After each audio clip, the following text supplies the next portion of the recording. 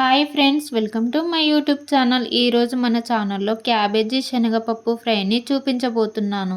Cabbage శనగపప్పు fry చేసుకోవడానికి ముందుగా గ్యాస్ ఆన్ చేసి కడాయి పెట్టి 3 టేబుల్ స్పూన్ ఆయిల్ వేసుకుని 1 స్పూన్ జీలకర్ర, అర టీ స్పూన్ ఆవాలు, సన్నగా కట్ చేసిన 3 పచ్చిమిర్చీలు, సన్నగా కట్ చేసిన 1 ఉల్లిపాయ, కొంచెం కరివేపాకు వేసుకొని కలుపుతూ ఫ్రై చేసుకోవాలి.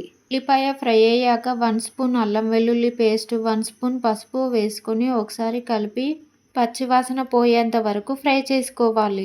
ఇందులోనే సన్నగా కట్ చేసిన 2 కప్పుల క్యాబేజీని వేసుకొని కలుపుకొని కొంచెం సేపు ఫ్రై చేసుకొని ముందుగా నానబెట్టిన 1 కప్పు శనగపప్పును వేసి ఒకసారి కలిపి గ్యాస్ను సిమ్లో పెట్టి మధ్య మధ్యలో కలుపుతూ 50 మినిట్స్ ఫ్రై చేసుకోవాలి. క్యాబేజీ మెత్తగా ఫ్రై అయ్యాక 1 స్పూన్ కారం, రుచికి సరిపడినంత సాల్ట్ వేసుకొని ఒకసారి కలిపి మరో 5 మినిట్స్ ఫ్రై చేసుకోవాలి.